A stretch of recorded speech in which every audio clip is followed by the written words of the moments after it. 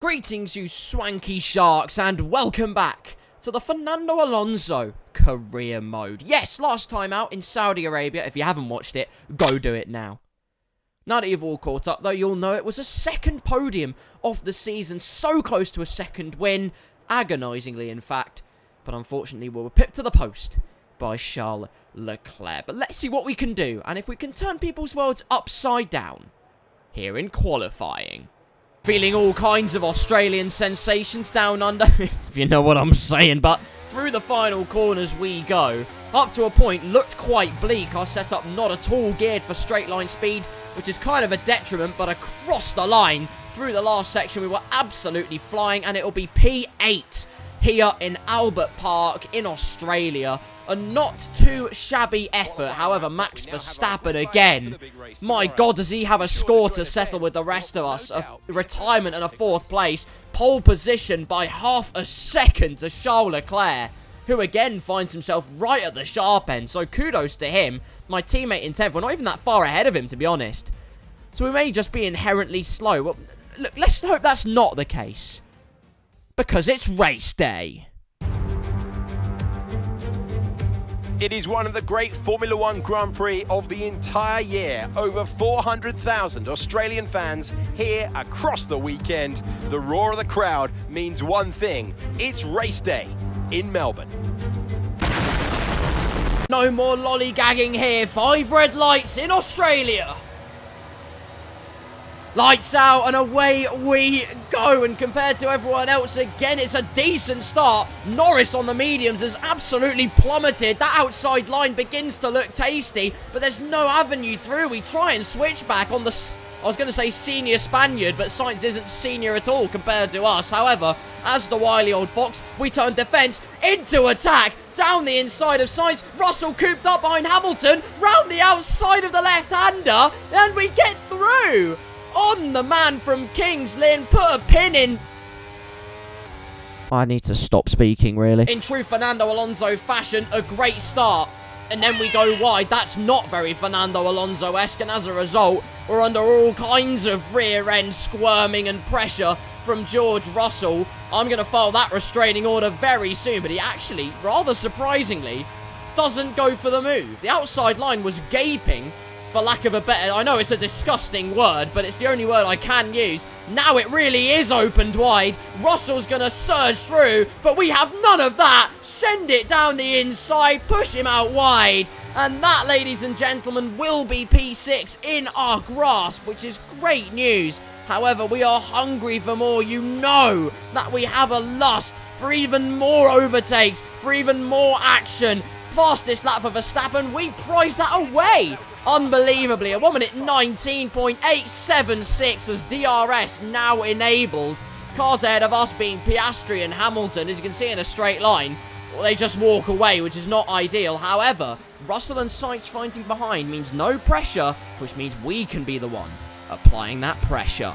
Well, cheers, Captain Obvious, as through the chicane we go, going on the curbs, and that was very squeaky. I'll tell you who else is feeling very squeaky. It's Piastri's sphincter, as he starts to get all kinds of problems. Hamilton running rings round him. Round the outside, the Australian man at his home race has been completely annihilated, and we're going to apply some of that action as well. Down the inside we go, and Piastri has been dispatched of. Here at the end of lap number 3, only 1 lap of DRS it took to get past the Australian rookie, and Fernando Alonso now up into P5 and with the fastest lap. Going wide into turn 1 wasn't a great idea, but now we have to chase after Sir Lewis Hamilton, and look how close we are already, and look how confident on the brakes we are. Almost telegraphing there what kind of confidence we have at our disposal. That's fantastic news. And here in Sector 2, this is where I was losing all of the time, by the way. We had straight line, snail-like pace, for lack of a better term. All kinds of gremlins holding us back. However, in the corners, we were a lethal weapon. I didn't feel like I had the confidence in that chicane. Again, the understeer coming back to bite us, and we have to be so careful because of Piastri. But we're going to send it down the inside. A lovely little send on Sir Lewis. P4 is now ours for the taking, and all that remains is the top three in our crosshairs. Leclerc, Perez, and Verstappen all battling furiously away. Easy does it, but now we can start applying the pressure once again.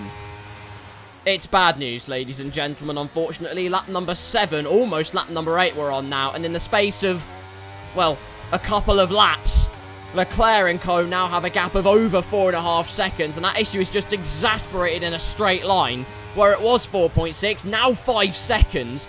That's how crazily overpowered DRS is, and there is nothing I can do. I'm in a no man's land right now on withering softs. Verstappen now down in P2 at the end of lap number 8 as his teammate, Checo Perez, I was going to call him slow again, he's clearly not. Once again, he's putting my opinions to the sword as our pit window will open on this lap. We have a comfortable gap to Hamilton, which is the good news. But again, like I say, we're in a no man's land. There's nothing we can do. No matter how much pace I'm putting on, that DRS is just hauling them away from us. And so, it's pit time. There's nothing else to do. It is pit time. Leclerc, well, Perez and co ahead of us have come in. Leclerc hasn't come in at all. I'm just an idiot. Purple turn in, medium tyres, away we go. No hold-ups whatsoever. And out we go, back into this race. Let's see what we filter out. Currently P11, and it will remain P11, which is the good news. So, we have no cars to put... all kinds... I'm always going to say applying pressure. That's going to be my phrase of the day this episode. But we have a job to do now. Keep Hamilton at arm's length. Gap at 2.2 seconds. Pit crew have done a sterling job to make sure that they get us well ahead of the 7-time world champion.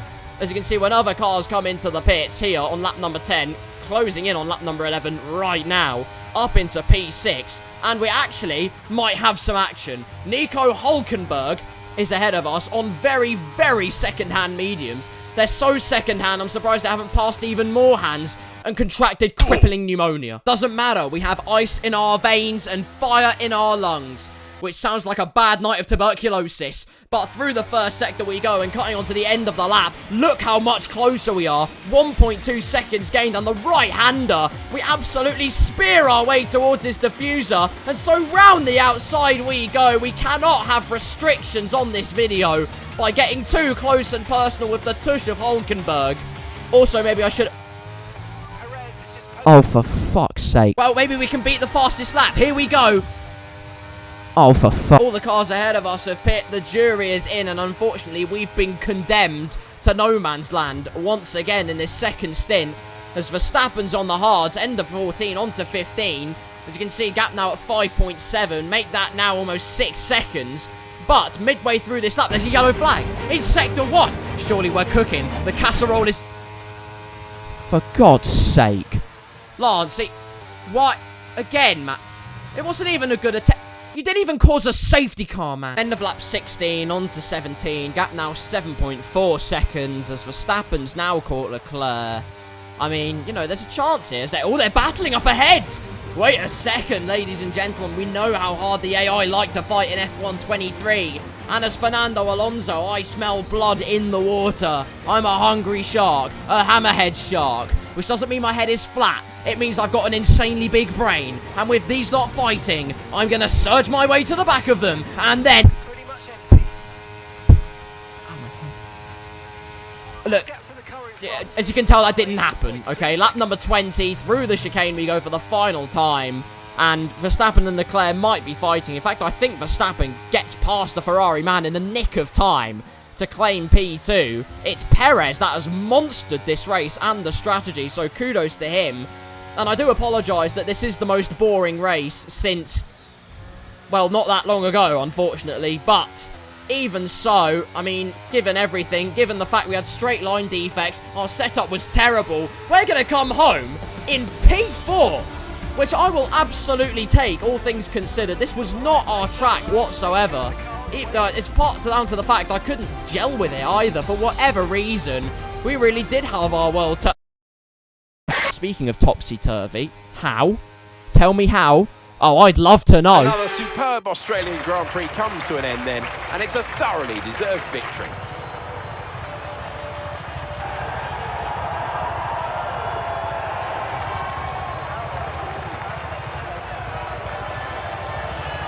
The drivers are en route to the podium as we speak. What a fantastic win for the Red Bull team. They've performed exceptionally today, keeping us firmly on the edge of our seats throughout the entirety of the race. Congratulations to everyone at the team. Well, there you go then. 3 different race winners in 3 races so far this season. We really are going for a 2012 repeat, just without some of the main protagonists in the picture. This time, it's a different set of protagonists finding their way to the forefront. My word, Sergio Perez with his first race win. Unbelievably, Red Bull's first race win of the season.